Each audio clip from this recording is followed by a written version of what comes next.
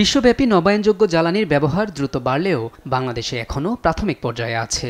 সোমবার রাজধানীর গুলশানে একটি হোটেলে নবায়নযোগ্য জ্বালানি খাতে বিনিয়োগের চ্যালেঞ্জ শীর্ষক সংলাপে এমন তথ্য উঠে আসে সেন্টার ফর পলিসি ডায়ালগ সিপিডির গবেষণায়।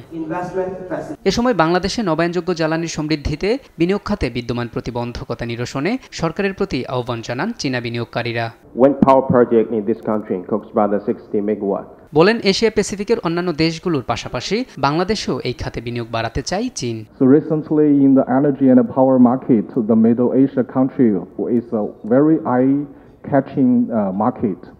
So we personally think that global there are a lot of market to be invested. আমলাতান্ত্রিক জটিলতায় বিনিয়োগ প্রক্রিয়া থমকে আছে জানিয়ে সিপিডির গবেষণা পরিচালক ডক্টর খন্দকার মোয়াজ্জেম বলেন, নবায়নযোগ্য জ্বালানি খাতে বিনিয়োগের জন্য দেশি বিদেশি যে 37টি প্রতিষ্ঠানের সাথে লেটার অফ ইন্টেন্ট হয়েছে সেগুলো পুনর্মূল্যায়ন করা জরুরি। It is very important to simplify the administrative process.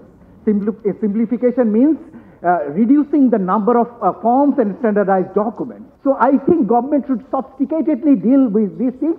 And of course, government has go for open bidding. We appreciate that. But for a special consideration, we are requesting government to go for an interim arrangement for those LOIs.